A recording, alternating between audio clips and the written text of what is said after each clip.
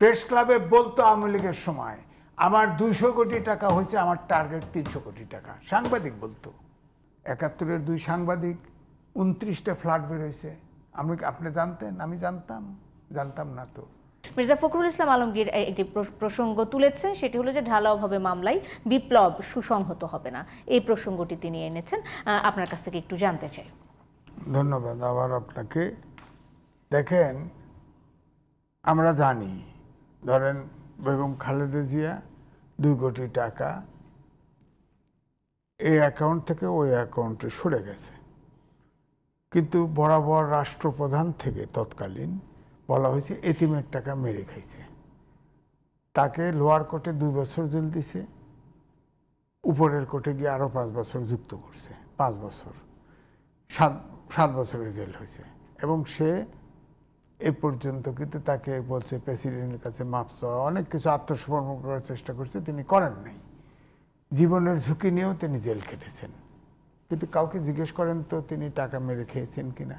অর্থাৎ কোর্টও রায় দিছে, তাকে জেলও দিয়ে দিছে, কিন্তু এই জেলের কোনো আইনগত ভিত্তি জনগণের মনে পায় নাই। সুতরাং ধরেন এখন যেগুলি হচ্ছে, যে এখানে কিন্তু ব্যাখ্যাটা একটু ভিন্ন ধরনের। অনেকে অপরাধ করে নাই মনে হচ্ছে, চুরি করে নাই, মানুষ মারে নাই, কিন্তু তার ভিতরে মামলা হচ্ছে। এখন আওয়ামী লীগ সরকার একটা আইন করছে, আন্তর্জাতিক অপরাধ ট্রাইব্যুনাল করে গেছিল। এই আইনটা একটা ওপেন এন্ডেড আইন, মানে এত ব্যাপকতা।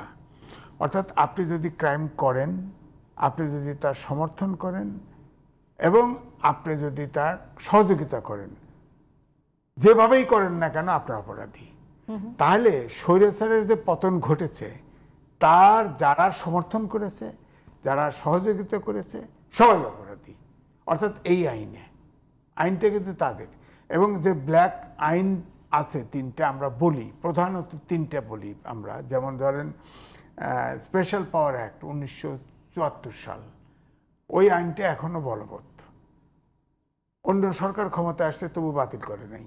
অর্থাৎ বিনা ওয়ারেন্টে আপনাকে সন্দেহ করে ডিটেনশন দিয়ে আটকায় রাখা, ওই আইনটা এখনো বলবৎ। 2 হচ্ছে সাইবার সিকিউরিটি অ্যাক্ট, আগে ছিল ডিজিটাল, ওটাকেই ঘুরায় ফিরে একই জিনিস রাখে দিছে।